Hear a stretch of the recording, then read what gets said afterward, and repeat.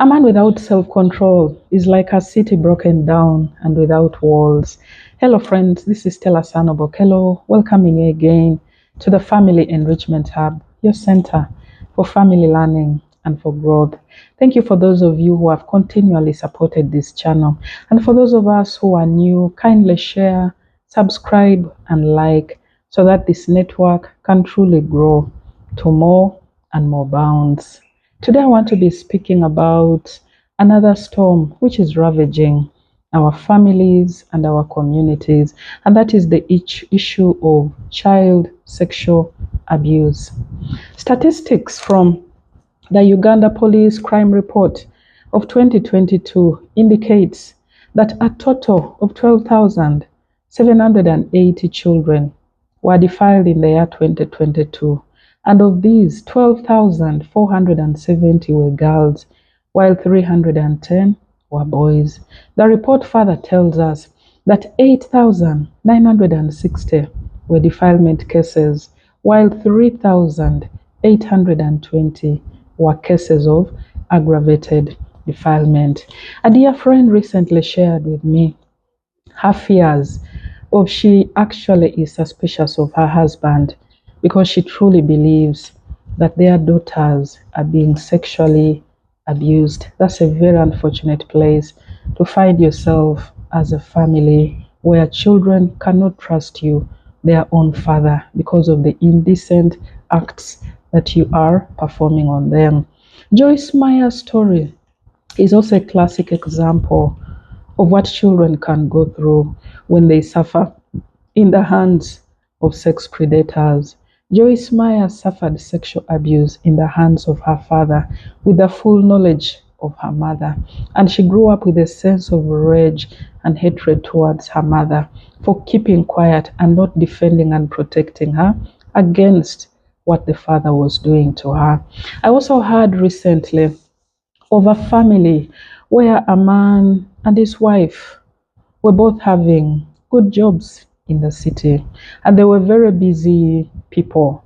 So they did not have the time to know what was going on within their family. The man brought in his brother's child, so to speak, his nephew, to live with them and their children. Now, this nephew happened to be much older than their own children, and this nephew started to sexually abuse one of the children within the family. And this went on quietly until finally somebody confided in the woman and told her what exactly was happening to her child. And unfortunately, the blame game started within the family. A man was blaming his wife for not paying too much attention to the children and failing to notice what was going on in their daughter's life. And the woman was also blaming the man for bringing in a relative who came in to sexually ravage their child. I've also heard of so many stories of children who are assaulted sexually by the drivers who take them to school, and for others, even the teachers within the school environment. So the issue of sexual abuse is all over us. We cannot hide our faces in the sand any further. It is a reality that we have to confront in the face and make sure each one of us as a parent creates a safe environment within our homes that is comfortable for the well nurturing of our children.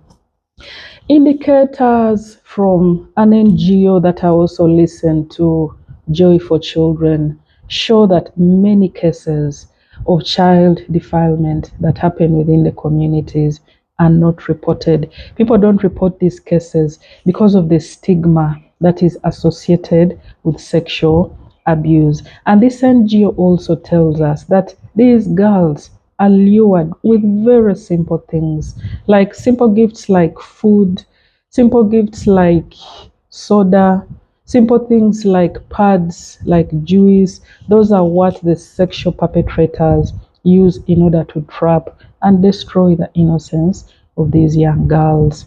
Allow me to also share some facts which are worth noting when it comes to sexual abuse on the children. What is quite outstanding is that sexual perpetrators do not respect age.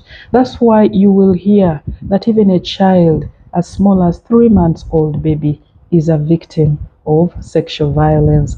And usually the people who perpetrate these cases are people who are known and loved and highly trusted by these children. So they easily get away with their crimes because they are loved and trusted within the network of the child and within their family level. They also use bribery and threats many times in order to destroy the innocence of these children. Like the NGO rightly told us, that they use things like food, soda, drinks, pads to lure the children into these indecent acts of theirs.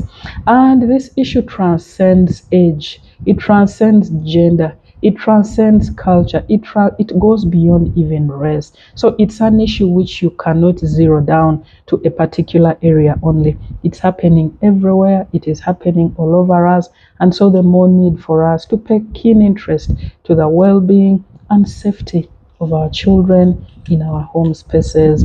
And like somebody rightly said, one of the most despicable things that you can do to a child is to destroy them sexually.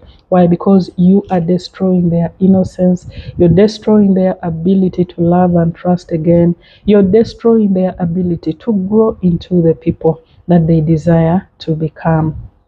What are the consequences of sexual abuse in the lives of children? Many times the consequences are lifelong. They have negative psychological effects. For instance, many of the children that were abused sexually, they go on to suffer from issues like depression and anxiety because of the intense pain that they feel, the intense betrayal that they feel as a result of what happened to them in their childhood. Many of them also tend to suffer from suicidal tendencies. They want to do away with their lives because they cannot process the pain that they went through in the hands of the aggressor. And because of this, their esteem and self-worth is totally crushed. Many times it is at a bottom low. And so they struggle to fit in within the society because of the pain that was inflicted on them by the sexual aggressors. And you find many of them even coming to hate their bodies. They look at their body as a source of their pain.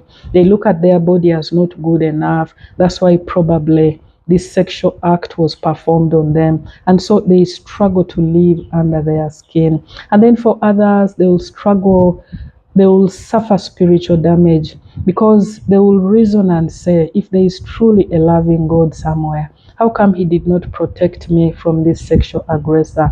And then they also reason and say, if this happened to me in the hands of somebody I loved and trusted and knew, how much less should I trust a being whom I do not even know on a personal and a physical level? So sexual abuse on children destroys their ability to love and trust, spiritually speaking. And for many of these children, they develop eating disorders. They use eating as an escape route, as a way of kind of calming down their pain and their fears.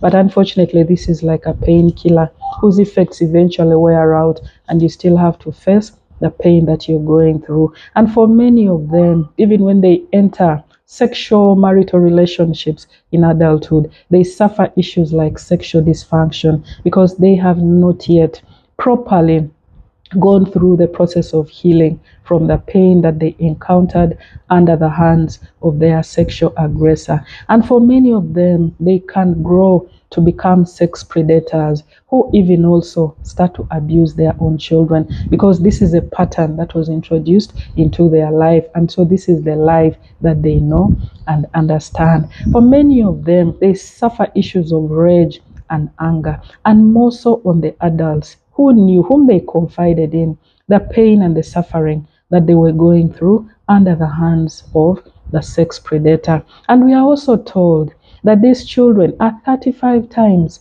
more likely to be sexually abused, even in their adult sexual relationships. So you can imagine that kind of glaring statistic. And they are also more prone to be the ones to abuse substances like alcohol, like drugs, like smoke. And also in this issue of children being sexually abused, it does not leave the parents and the rest of the family members free. Because in the case of the nephew who sexually abused the child of the household, the parents found themselves in a blame game. Why did you bring your relative to abuse our child? Why did you pay attention to your job much more than to our children? So even the parents in this case actually need to go for psychosocial therapy in order to help them recover from the pain that their child has endured in the hands of a relative. What can you do when you find yourself in a scenario where your child has been sexually abused? We need to pay high attention to the people that we have within our houses. For instance, the babysitters that take care of our children. Pay attention to the relationship that exists between your child and the babysitter. And usually the cues are always around us.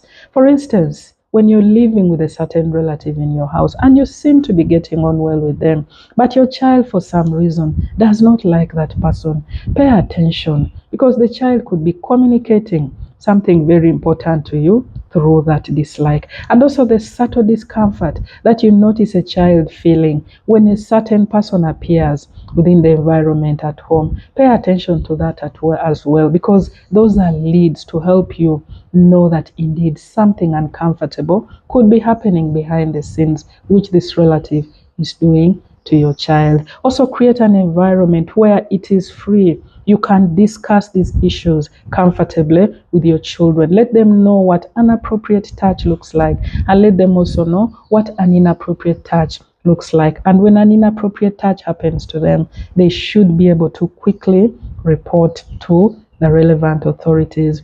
And also for the younger children, it's a good practice to check their genitals regularly. For instance, when you're showering them, pay attention to the genital area. How is it looking like? Is everything okay? Because sometimes children will not tell you what the aggressors are doing to them. So when you pay attention to the genital area, you'll be able to have certain cues on what is going on in the life of your child. Seek psychosocial therapy for those who have already suffered in the hands of the abusers. And also develop a spiritual network that will be able to support you and to walk with you the journey of healing and recovery for all of you as a family whose child has suffered the issue of sexual abuse. Allow me to conclude with this, friends. It's our duty as parents to protect our children from sexual violence. If we pay a deaf ear, if we do not pay attention, if we do not speak up and protect our children, they will grow up to resent us and hate us for not protecting them from the sexual predators. And like the Bible tells us in the book of Matthew chapter 10, verse 36, that a man's enemies are not far, but they are right within his household. Friends, let's pay attention. Let's be keen on the well-being and welfare of our children. Thank you so much for listening in. Kindly share this message widely, for I believe if it is a blessing to you, it will definitely be a blessing to another person as well. God bless you. Catch you next week. Bye.